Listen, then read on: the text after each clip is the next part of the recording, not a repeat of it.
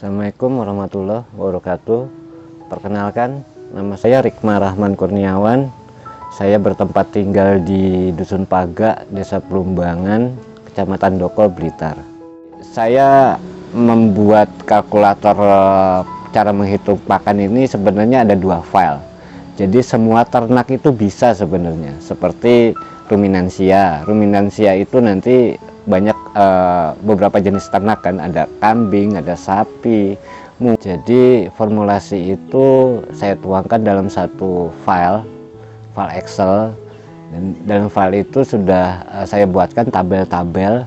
Yang pertama tabel nama bahan dan kandungannya, terus di sebelahnya ada tabel formulasi untuk menghitung, dan di bawahnya atau di sampingnya itu ada estimasi setelah kita mencampur beberapa bahan itu, nanti kandungannya akan hasil kandungannya akan tercapai berapa.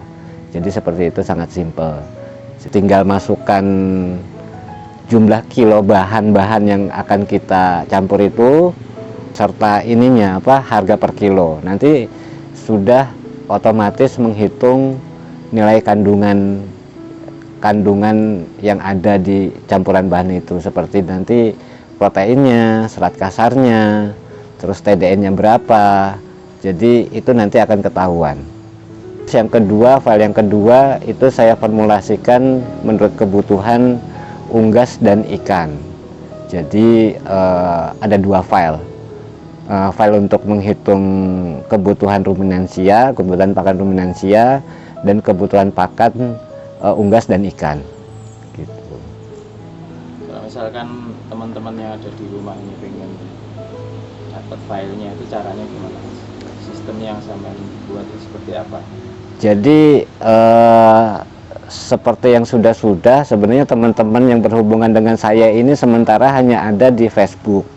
Jadi sementara ini mungkin teman-teman yang tergabung dalam grup-grup Facebook tentang peternakan, terutama di ruminansia ya, sapi, kambing dan domba, itu mungkin melihat tentang iklan atau tawaran kalkulator cara menghitung kandungan pakan atau cara membuat konsentrat. Itu di situ saya sharing caranya. Di dalam iklan yang tawarkan itu tercantum, nanti ada nomor telepon saya, terus tinggal hubungi saya aja. Biasanya mereka itu menghubungi saya dan berlanjut dengan diskusi. Nah, dengan diskusinya ini yang menarik, karena kebutuhan teman-teman yang selama ini menghubungi saya itu kan berbeda-beda. Jadi untuk lebih spesifiknya lagi, bisa langsung telepon saya aja. Hanya sekedar tanya-tanya tidak apa-apa untuk seputaran formulasi pakan itu.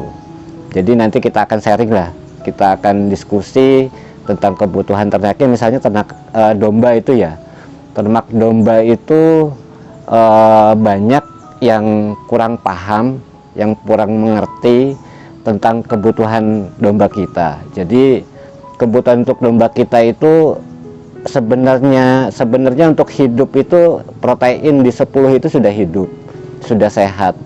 Tapi perkembangannya mungkin tidak akan banyak berubah lah. Nah, itu nanti kebutuhan untuk yang breeding sampai penggemukan itu, kalau di breeding itu bagus di protein 14, serat kasar di 17, nanti TDN di atas 60. Untuk penggemukan cepat, untuk teman-teman yang sudah menjalankan penggemukan itu, minimal untuk penggemukan itu untuk ternak ruminansia protein di 16 up. Jadi lebih baik sih di 17 protein dengan kandungan lainnya yang seimbang gitu loh. Nanti tidak hanya protein aja yang dibutuhkan, itu untuk paket komplit itu ada protein, serat kasar, nanti ada TDN-nya, nanti ada lemaknya, ada bad end-nya. Mungkin itu nanti yang bisa dibutuhkan. Untuk diskusi tentang kandungan-kandungan itu nanti bisa langsung hubungi saya. Jadi lebih spesifik nanti menurut kebutuhan, menurut bahan-bahan apa yang ada di sekitaran teman-teman semua, itu mungkin bisa dijadikan salah satu sumber dari pakan. mungkin yang tidak beli itu banyak di sekitaran teman-teman, itu akan lebih baik. Jadi pemahamannya seperti ini, formulasi pakan itu tidak ada yang terhebat.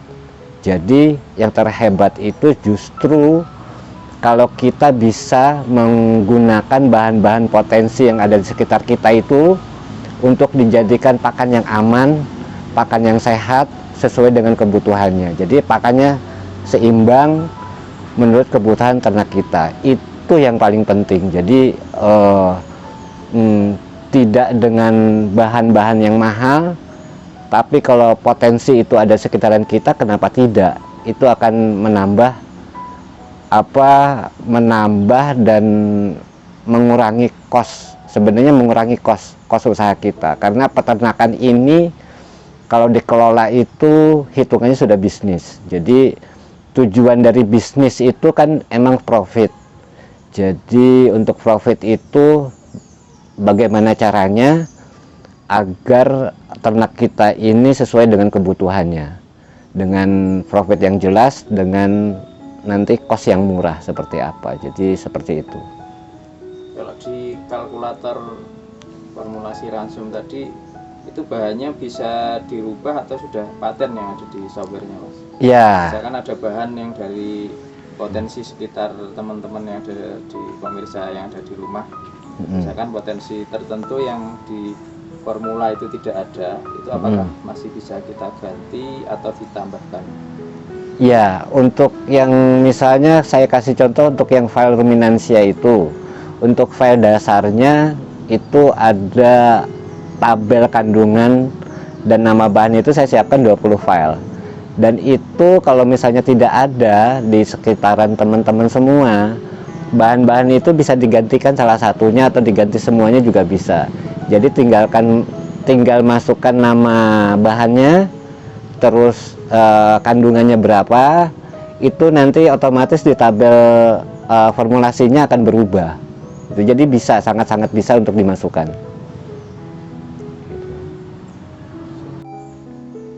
Ya, jadi untuk saran teman-teman yang akan memulai ternak atau yang sudah menjalankan ternak itu, saran saya, kita itu beternak itu tujuannya tadi yang saya bilang itu profit. Jadi sebenarnya simple kok formulasi pakan itu. Sebenarnya kita harus mengetahui kandungan bahan-bahan yang kita pakai itu sudah sesuai apa tidak. Jadi teman-teman seperti di lingkungan saya ini, kebetulan saya berada di tengah-tengah hutan jati ini, sebenarnya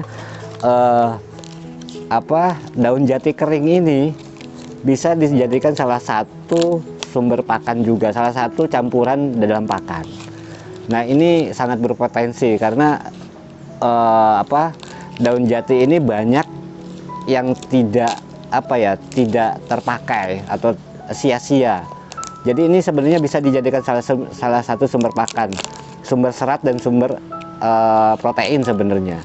Daun jati ini kalau menurut riset teman-teman yang sudah itu, ada yang mengatakan protein di 5, ada yang mengatakan di proteinnya 10. Seratnya sepakat di 23. Sebenarnya dengan kandungan seperti ini potensial sekali untuk pakan ternak, khususnya ruminansia.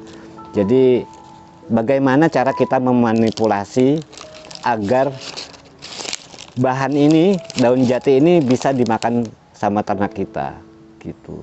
Intinya itu. Jadi teman-teman jangan khawatir tentang potensi yang ada di sekitaran teman-teman, sebenarnya bisa dijadikan sumber pakan. Seperti daun-daunan kering, terus nanti jerami, terus banyaklah nanti yang bisa dijadikan sumber pakan. Nah, itu nanti kita bisa diskusi lebih lanjut untuk selanjutnya. Nanti bisa hubungi saya. Baik teman-teman, jangan lupa sebenarnya terima kasih teman-teman yang sudah menonton channel YouTube Visitani ini. Jangan lupa subscribe and comment. Semoga channel YouTube ini bisa dapat berkembang. Terima kasih.